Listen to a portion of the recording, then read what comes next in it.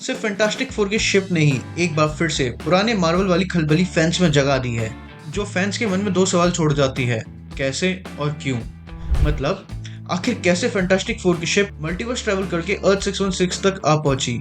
Although इस पर मैं एक डेडिकेटेड वीडियो बना चुका हूँ, जिसमें मैंने काफी सारे मल्टीवर्स ट्रैवल करने के तरीके डिस्कस किए हैं और उन सब में से सबसे ज्यादा फीजिबल कौन सा होगा एक स्पेसशिप को मल्टीवर्सल ट्रैवल करने के लिए। तो कैसे का जवाब तो तुम्हें उस वीडियो में मिल जाएगा, बट इस वीडियो में हम बात करेंगे कि आखिर क्यों ये स्पेसशिप यहाँ तक आ पहुंची और इस शिप में है कौन। कहीं डॉक्टर डूम ही तो नहीं जो एक एक करके मल्टीवर्स में ट्रैवल करके अपने बैटल वर्ल्ड के लिए लोग इकट्ठे कर रहा हो, क्योंकि लीड कंसेप्ट आर्ट के अकॉर्डिंग 16th सेंचुरी वाले डूम के दरबार में जो प्रिजनर को पकड़ कर लाई थी वो भी येलेना जैसी ही लग रही थी। वेल, इन सब पे एक एक करके बात करते हैं। Raft from secret Wars.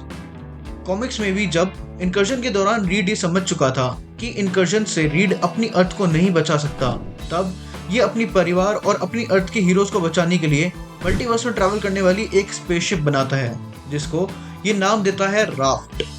और हो सकता है कि ये वही राफ्ट हो। फैंटास्टिक फोर मिलकर मे बी कैरेक्टर्स को हरा सकते हो, बट इनकर्जन को मार्वल यूनिवर्स का स्मार्टेस्ट बीइंग भी नहीं टाल पाएगा, जिसके बाद ये इसी ड्राफ्ट में एक मल्टीवर्सल एवेंजर्स की टीम बनाएंगे। और कॉमिक्स में भी इसमें दो अलग अलग यूनिवर्स के स्पाइडरमैन थे, तो मे बी ये वही राफ्ट हो जो सोनी के स्पाइडरवर्स से माइल्स मोरालेस को उठाकर यहाँ इंट्रोड्यूस करा दे। Saving Franklin Richards.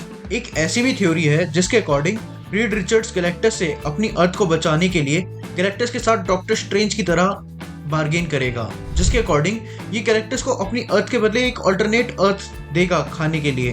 बट जब इसके अंदर का हीरो जागेगा जो इसे बताएगा कि वो ऐसे ही किसी और की बलि नहीं चढ़ा सकता, तब कैरेक्टर्स लालच के चलते रीड रिचर्ड्स के बेटे फ्रैंकलिन रिचर्ड्स के पीछे पड़ जाएगा।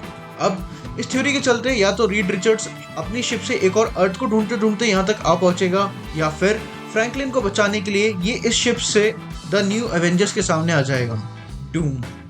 ये पूरी चीज इतनी ज्यादा मिसलीडिंग है क्योंकि यहाँ फैंटास्टिक फोर का एक भी मेंबर देखने को नहीं मिलता, और केवल लोगों के बेसिस पर हम ये अज्यूम नहीं कर सकते कि स्पेसशिप में फैंटास्टिक फोर ही होंगे, क्योंकि अगर डूम्सडे और सीक्रेट वॉर्स के एक कंसेप्ट आर्ट पर बेस्ड चल रही फैन थ्योरी पे बात करें तो 16th सेंचुरी के डूम के दरबार में जहां एक प्रिजनर को चेन्स में बांध कर लाया गया था, तब डूम के बगल में तो सूजन बैठी थी, बट उस प्रिजनर को जो लेकर आई थी वो थी येलेना, जो इस अर्थ 616 पर अभी द न्यू एवेंजर्स का फेस बनी है। ऑल्दो ये पूरा का पूरा सीन सीक्रेट वॉर्स की कॉमिक बुक का ही एक पैनल है, जहां डूम को ये बैटल वर्ल्ड बनाने में शेरिफ स्ट्रेंज ने ही इसकी मदद की थी, जो ब्लैक प्रीस्ट नाम की एक ऑर्गेनाइजेशन को ज्वाइन करके एक्सट्रीमली पावरफुल बन गया था। और गेस व्हाट, इस अर्थ का डॉक्टर स्ट्रेंज भी क्लेया के साथ डार्क डायमेंशन में जाकर सिमिलर ट्रैजेक्टरी फॉलो कर रहा है। सिर्फ यही नहीं, एमसीयू के काफी सारे कैरेक्टर सीक्रेट वॉर्स की कॉमिक बुक स्टोरी की जैसी ही ट्रैजेक्टरी फॉलो कर रहे हैं, जिन्हें मैं एक सेपरेट वीडियो में कवर करूंगा। बट उससे पहले तुम फैंटास्टिक फोर ब्रिंग्स इनकर्जन वाली वीडियो याद से देख लेना, जिसमें मैंने इनकर्जन पर भी चर्चा की है कि कैसे एमसीयू में दो अर्थ आपस में टकरा सकती हैं। बाय।